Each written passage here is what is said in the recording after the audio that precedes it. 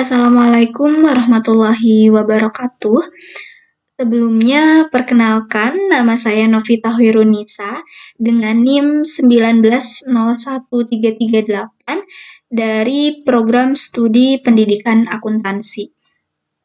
Nah, pada kesempatan kali ini saya akan mencoba membahas salah satu materi dari akuntansi dasar, yaitu terkait dengan siklus akuntansi.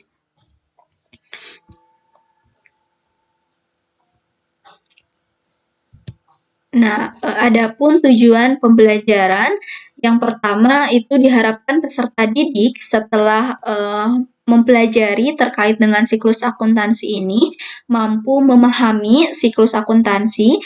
Kemudian untuk yang kedua, peserta didik mampu mengelompokkan tahapan siklus akuntansi. Nah, lanjut ke pembahasan. Nah, seperti halnya suatu kehidupan, suatu sistem akuntansi juga memiliki siklus yang membuat seluruh data keuangan dan pembukuannya itu teridentifikasi dan teranalisa dengan baik sesuai dengan standar yang berlaku di Indonesia. Nah, selain itu juga, dengan adanya data keuangan dan pembukuan yang baik, maka perusahaan akan memperoleh informasi berupa laporan keuangan yang baik, valid, dan akuntabel, di mana laporan keuangan tersebut menjadi salah satu yang bisa mempermudah bagi pihak baik itu eksternal maupun internal perusahaan dalam proses pengambilan keputusan.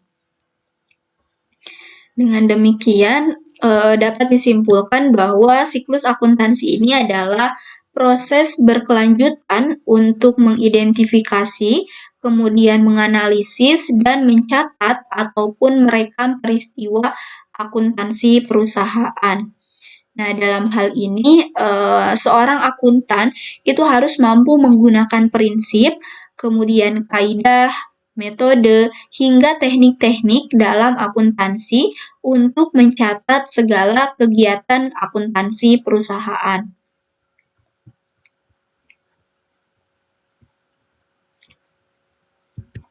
Nah, selanjutnya di sini ada contoh dari bagan siklus akuntansi, di mana seperti halnya pada umumnya siklus akuntansi ini dimulai dari tahap identifikasi transaksi yang kemudian diakhiri dengan pembuatan jurnal pembalik yang jurnal pembalik ini sifatnya itu opsional gitu, jadi boleh dibuat ataupun tidak tergantung dengan kebutuhan dari pihak perusahaan. Selanjutnya ada pengelompokan siklus akuntansi.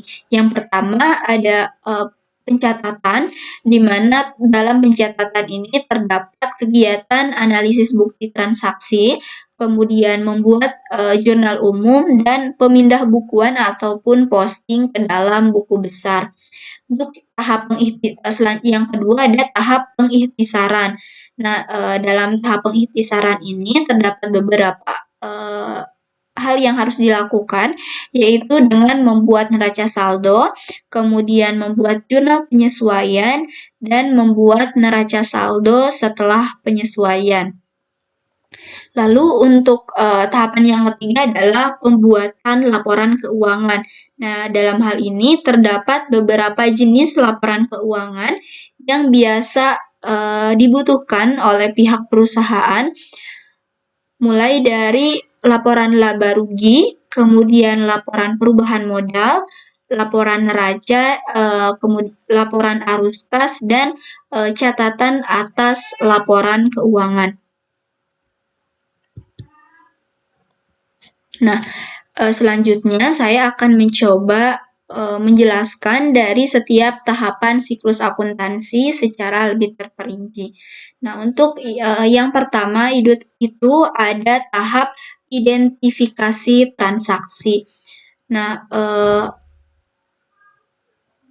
langkah awal dalam suatu siklus akuntansi ini adalah mengidentifikasi transaksi ataupun mencari tahu transaksi apa saja yang terjadi dalam perusahaan selama periode tertentu gitu.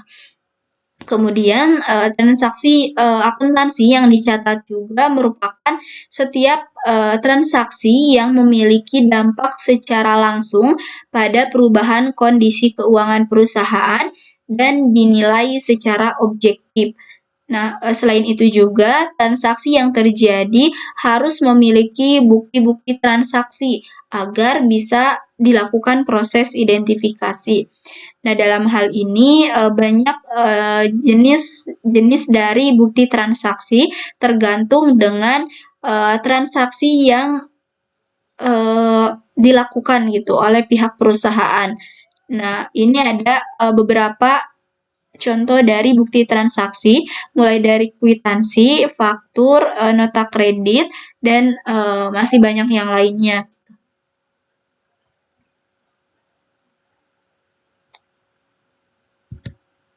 Lalu untuk tahapan siklus akuntansi yang kedua adalah mencatat transaksi ke dalam jurnal.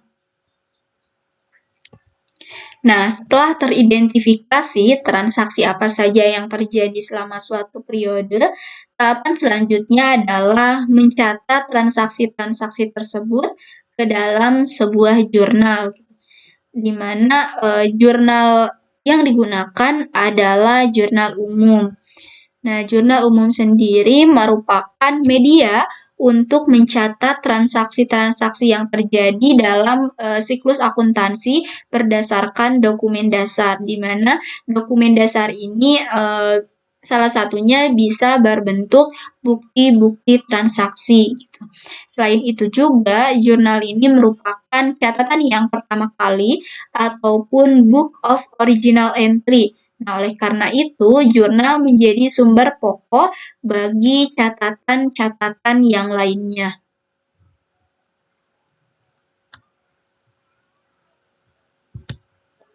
Nah, di sini ada contoh dari jurnal umum.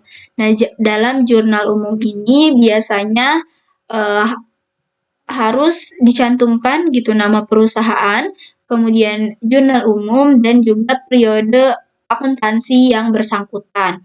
Lalu selain itu juga setidaknya dalam jurnal umum ini memuat kolom terkait dengan tanggal untuk mempermudah bagi pihak akuntan dalam mencatat setiap transaksi yang terjadi, di mana transaksi itu harus dilakukan pencatatan ke dalam jurnal umum secara historis sesuai dengan tanggal terjadinya transaksi. Lalu untuk kolom yang kedua itu ada kolom keterangan. Nah, kolom keterangan ini berisikan perkiraan akun yang bisa saja muncul ketika terjadi transaksi gitu. Kemudian kolom yang selanjutnya ada kolom referensi, kolom debit, dan kolom kredit. Nah, lalu untuk langkah yang ketiga ini ada kegiatan posting. Nah, jadi tahapan selanjutnya adalah memindah bukukan ataupun posting. Nah, lalu apa sih posting itu gitu? Nah, jadi posting adalah aktivitas memindahkan catatan di buku jurnal ke dalam buku besar sesuai dengan jenis transaksi dan nama perkiraan masing-masing. Nah, buku besar sendiri adalah buku utama pencatatan transaksi keuangan yang mengkonsolidasikan masukan dari semua jurnal akuntansi dan merupakan penggolongan rekening sejenis gitu. Nah, buku besar ini merupakan dasar dalam pembuatan laporan neraca dan laporan laba rugi. Banyaknya jenis dan macam-macam transaksi dalam suatu perusahaan ini mengharuskan dibuatnya suatu rekening. Nah, rekening tersebut perlu diberi identitas, yaitu pemberian nomor kode. Tujuan dari pemberian nomor kode adalah untuk mengidentifikasi transaksi yang terjadi sehingga transaksi keuangan ini yang sudah mempunyai identitas itu dapat dicatat dalam rekening yang bersangkutan di dalam buku besar.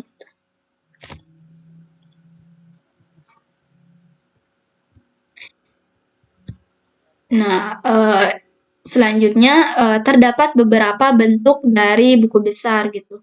Yang mulai dari bentuk T, kemudian ada bentuk 2 kolom dan bentuk bersaldo.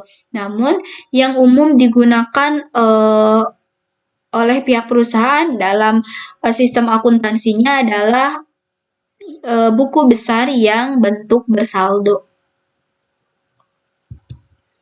Nah, tahapan siklus akuntansi yang selanjutnya adalah pembuatan neraca saldo. Nah, neraca saldo ini merupakan pengelompokan saldo akhir di dalam buku besar atau daftar yang berisi kumpulan seluruh rekening atau perkiraan buku besar. Nah, tujuan dari pembuatan neraca saldo yang pertama untuk membuktikan keseimbangan antara jumlah debit dan jumlah kredit pada buku besar. Kemudian yang kedua merupakan ringkasan yang praktis dari rekening-rekening buku besar yang sekaligus merupakan suatu sumber informasi yang baik dalam penyusunan laporan keuangan. Nah, di sini terdapat contoh dari neraca saldo, di mana ketika dijumlahkan dari setiap akunnya ini, jumlah dari kolom debit dan kolom kredit ini harus seimbang. Gitu. Namun, ketika kolom debit dan kolom kredit itu seimbang, belum tentu itu sudah benar dan baik gitu. Sehingga perusahaan ini harus mampu menganalisis, kemudian melakukan pemindahan dari setiap rekening yang ada di buku besar ini secara teliti agar nantinya itu bisa diketahui nominal yang sesuai dan tepat gitu.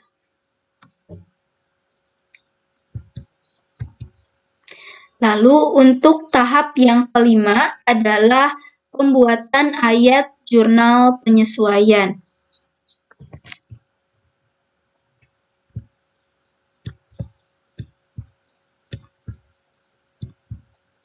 Nah, penyesuaian ini dibuat pada akhir periode akuntansi setelah penyusunan neraca saldo.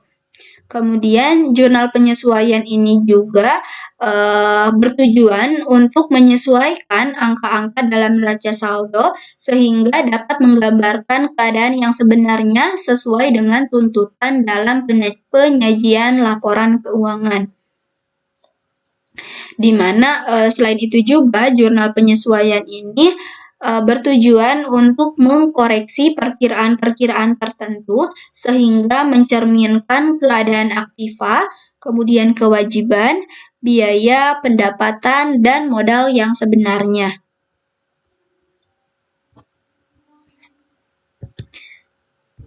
Nah, adapun akun-akun yang biasa dilakukan yang membutuhkan penyesuaian gitu. Yang pertama ada penurunan nilai aktiva, kemudian yang kedua ada beban dibayar di muka, yang ketiga beban yang masih harus dibayar, keempat pendapatan diterima di muka, kelima pendapatan yang masih harus diterima, dan yang keenam adalah piutang tak tertagih.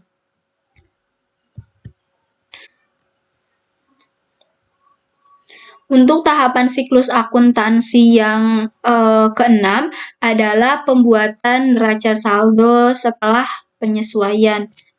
Nah, kita tahu gitu kalau misalkan setelah dilakukan ayat jurnal penyesuaian itu akan terdapat akun-akun yang memang tadi telah disebutkan sebelumnya dilakukan penyesuaian sehingga ketika penyesuaian itu diposting ke dalam buku besar maka akun-akun tersebut akan mengalami perubahan nominal. Nah, untuk mengupdate saldo dari setiap akun-akun akun-akun di mana terdapat beberapa akun yang mengalami perubahan itu, maka perlu dibuat neraca saldo setelah penyesuaian.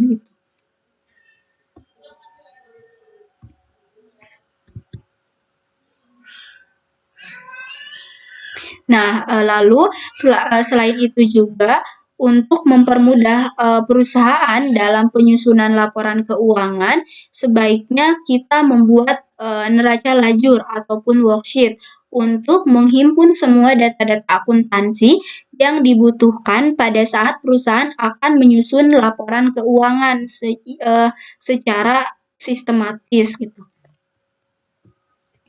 Nah, dalam hal ini terdapat beberapa tujuan dari pembuatan neraca lajur ataupun worksheet. Yang pertama, seperti yang disebutkan sebelumnya, yaitu untuk memudahkan dalam penyusunan laporan keuangan. Kemudian yang kedua, untuk menggolongkan dan meringkas informasi dari neraca saldo. Yang ketiga, untuk penyesuaian sehingga menjadi persiapan sebelum disusun laporan keuangan yang formal. Dan yang keempat, untuk memudahkan dalam mengkoreksi kesalahan-kesalahan yang mungkin dilakukan dalam pembuatan ayat jurnal penyesuaian.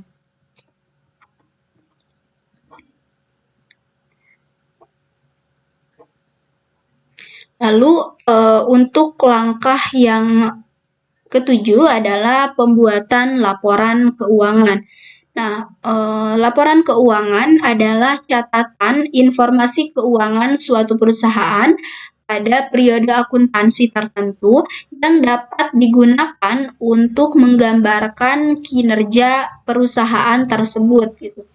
Nah, dalam hal ini terdapat beberapa jenis laporan keuangan, mulai dari laporan laba rugi, kemudian laporan perubahan modal, laporan neraca ataupun posisi keuangan, laporan arus kas, dan juga catatan atas laporan keuangan. Nah, apa sih yang dimaksud dengan setiap laporan keuangan tersebut gitu? Nah, untuk laporan laba rugi ataupun income statement adalah bagian dari laporan keuangan suatu perusahaan yang dihasilkan pada suatu periode akuntansi, di mana laporan laba rugi ini menjabarkan unsur-unsur pendapatan dan beban perusahaan sehingga menghasilkan suatu laba ataupun rugi bersih gitu. Nah, perusahaan memperoleh laba ketika selisih pendapatan perusahaan itu lebih besar dibandingkan dengan beban perusahaan. Nah, begitupun sebaliknya, perusahaan akan mengalami rugi ketika jumlah pendapatannya itu lebih kecil dibandingkan dengan beban perusahaan yang ada pada periode tertentu. Lalu untuk laporan perubahan ekuitas ataupun capital statement adalah laporan yang berisi penjelasan tentang perubahan ekuitas perusahaan setelah perusahaan itu melakukan kegiatan operasionalnya selama periode akuntansi tertentu. Nah, laporan perubahan ekuitas ini dibuat untuk menggambarkan peningkatan atau penurunan aktiva bersih atau kekayaan selama periode yang bersangkutan berdasarkan prinsip pengukuran tertentu. Laporan keuangan yang ketiga adalah laporan posisi keuangan ataupun neraca. Nah, di mana laporan ini merupakan laporan yang menggambarkan posisi aset, liabilitas, dan modal perusahaan pada tanggal tertentu. Lalu yang keempat ada laporan arus kas. Nah, laporan arus kas ini adalah bagian dari laporan keuangan suatu perusahaan yang dihasilkan pada suatu periode akuntansi tertentu, di mana laporan arus kas ini menunjukkan aliran masuk dan keluar kas perusahaan. Dan untuk yang terakhir ada catatan atas laporan keuangan. Nah, catatan atas laporan keuangan ini merupakan catatan tambahan dan informasi yang ditambahkan pada akhir laporan keuangan untuk memberikan tambahan informasi kepada pembaca dengan informasi yang lebih lanjut. Nah, laporan-laporan keuangan tersebut ini umumnya disajikan pada akhir periode akuntansi ataupun pada tanggal 31 Desember pada tahun yang bersangkutan.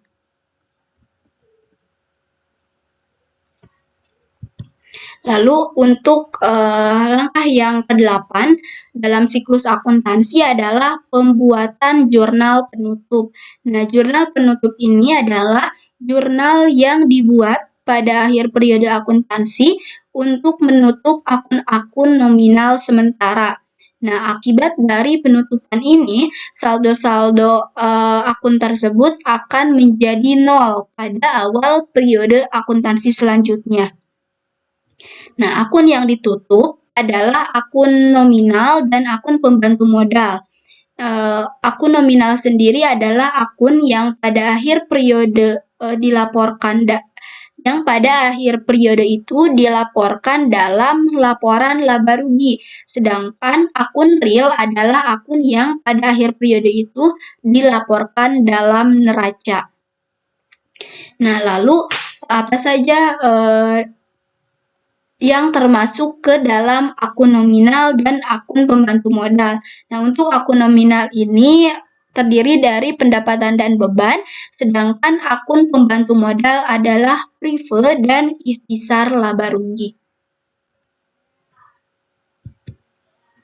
Nah, ketika perusahaan itu telah mengalami penutupan, telah menutup akun-akun nominal dan akun pembantu modal, maka selanjutnya diposting ke dalam buku besar. Nah, setelah diposting, pasti akan diketahui saldo terbaru gitu dari akun-akun yang ada di dalam neraca saldo itu, sehingga perlulah dibuat neraca saldo setelah penutupan gitu. Nah, neraca saldo setelah penutupan ini berisi saldo akhir dari masing-masing akun neraca, yaitu kas, piutang usaha, kemudian perlengkapan, utang usaha, dan akun-akun yang lainnya yang akan dibawa sebagai saldo awal untuk periode akuntansi berikutnya gitu. Dengan demikian, dalam neraca saldo setelah penutupan ini sudah tidak ada lagi saldo akun prive dan saldo akun laporan laba rugi ataupun prive karena telah ditutup lewat ayat jurnal penutupan sehingga akun nominal ini bernilai nol. Nah, untuk tahap yang terakhir dalam siklus akuntansi adalah pembuatan jurnal pembalik. Nah, jurnal pembalik merupakan jurnal yang difungsikan untuk membalik jurnal penyesuaian yang telah dibuat sebelumnya. Nah, jurnal pembalik ini dibuat sebelum awal periode akuntansi yang baru, dengan tujuan untuk memudahkan dalam proses pencatatan akuntansi pada periode selanjutnya. Nah, jika dilihat dari konsepnya, maka menurut konsep siklus akuntansi, jurnal ini memiliki kategori jurnal opsional, yang artinya jurnal ini boleh dibuat ataupun tidak. Nah, mungkin pembahasan terkait dengan siklus akuntansi saya cukupkan. Semoga apa yang saya sampaikan ini bisa bermanfaat dan saya juga terima kasih atas perhatiannya. Mohon maaf bila terdapat banyak kesalahan. Wassalamualaikum warahmatullahi wabarakatuh.